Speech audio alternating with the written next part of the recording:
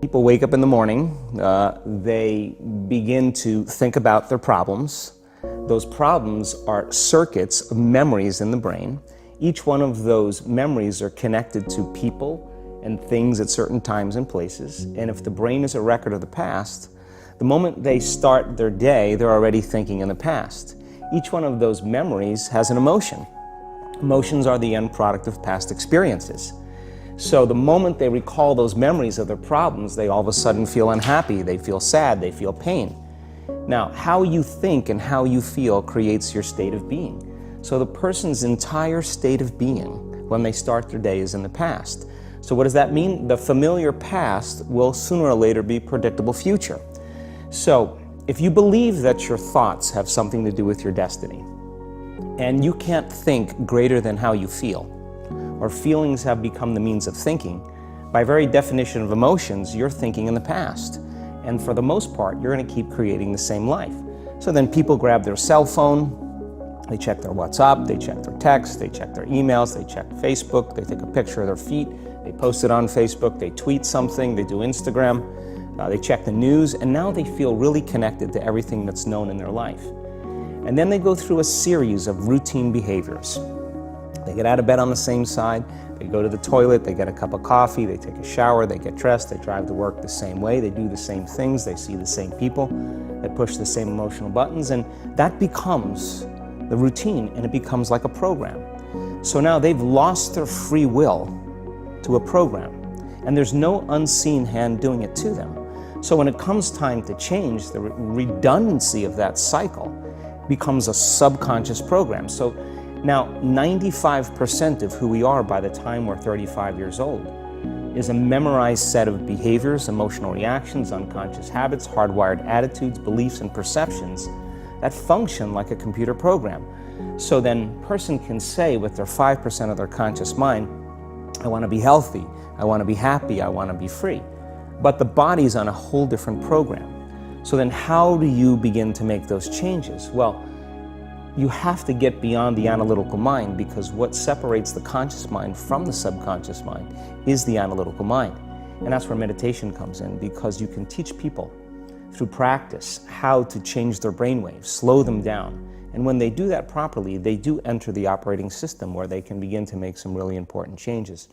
So most people then wait for crisis or trauma or disease or diagnosis. They wait for loss, some tragedy to make up their mind to change. And my message is, why wait? And you can learn and change in a state of pain and suffering, or you can learn and change in a state of joy and inspiration. And I think right now, the cool thing is that people are waking up.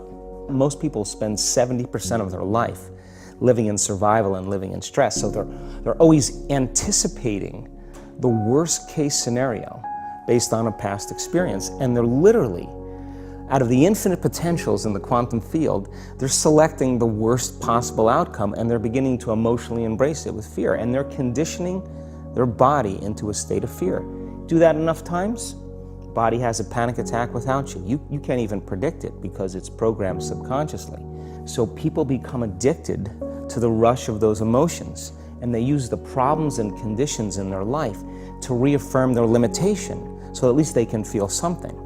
So now when it comes time to change, you say to the person, why are you this way? Well, every time they recall the event, they're producing the same chemistry in their brain and body as if the event is occurring, firing and wiring the same circuits and sending the same emotional signature to the body. Well, what's the relevance behind that? Well, your body is your unconscious mind.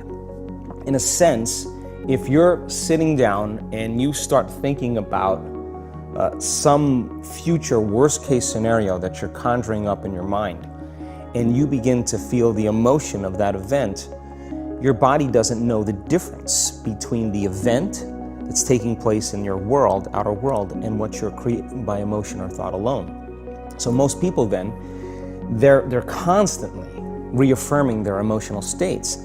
So when it comes time to give up that emotion, they can say, I really want to do it, but really the body is stronger than the mind because it's been conditioned that way. So the servant now has become the master, and the person all of a sudden, once they step into that unknown, they'd rather feel guilt and suffering because at least they can predict it. Being in the unknown is a scary place for most people because the unknown is uncertain. People say to me, well, I can't predict my future. I'm in the unknown, and I always say the best way to predict your future is to create it. Not from the known, but from the unknown. What thoughts do you want to fire and wire in your brain? What behaviors do you want to demonstrate in one day? The act of rehearsing them mentally, closing your eyes, and rehearsing the action. Rehearsing the reaction of what you want, or the action of what you want. By closing your eyes and mentally rehearsing some action. If you're truly present, the brain does not know the difference between what you're imaging and what you're experiencing in 3D world. So then you begin to install the neurological hardware in your brain to look like the event has already occurred. Now, your brain is no longer a record of the past. Now it's a map to the future. And if you keep doing it, priming it that way, the hardware becomes a software program. And who knows, you just may start acting like a happy person. And then I think the hardest part is to teach our body emotionally what the future will feel like ahead of the actual experience. So what does that mean? You can't wait for your success to feel empowered. You can't wait for your wealth to feel abundant. You can't wait for your new relationship to feel love, or your healing to feel whole. I mean, that's the old model of reality, of cause and effect, waiting for something outside of us to change how we feel inside of us. And when we feel better inside of us, we pay attention to whoever or whatever caused it. But what that means then is that from the Newtonian world is that most people spend their whole life living in lack, waiting for something to change out there. What do you mean the Newtonian world? Newtonian world is all about the predictable. It's all about predicting the future. But the quantum model of reality is about causing an effect. The moment you start feeling abundant and worthy, you are generating wealth. The moment you're empowered and feel it, you're beginning to step towards your success. The moment you start feeling whole, your healing begins. And when you love yourself and you love all of life, you'll create an equal. And now you're causing an effect. And I think that's the difference between living as a victim in your world, saying, I am this way because of this person or that thing or this experience. They made me think and feel this way. When you switch that around, you become a creator of your world, and you start saying, my thinking and my feeling is changing an outcome in my life. And now that's a whole different game, and we start believing more that we're creators of reality. And most people, when they have a thought, they just think that that's the truth. And I think one of my greatest realizations in my own journey was, just because you have a thought doesn't necessarily mean it's true. So if you think 60 to 70,000 thoughts in one day, and we do, and 90% of those thoughts are the same thoughts as the day before, and you believe that your thoughts have something to do with your destiny, your life's not going to change very much, because the same thought leads to the same choice leads to the same behavior creates the same experience, and the same experience produces the same emotion.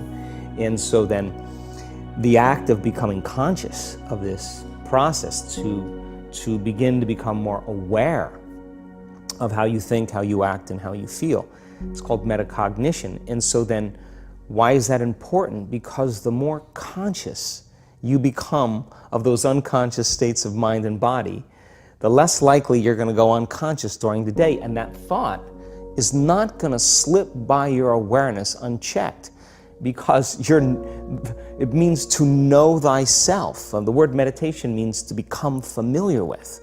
So as you become familiar with the thoughts, the behaviors, and the emotions of the old self, you're retiring that old self. As you fire and wire new thoughts and condition the body into a new emotional state, if you do that enough times, it'll begin to become familiar to you. So it's so important, just like a garden. If you're planting a garden, you got to get rid of the weeds.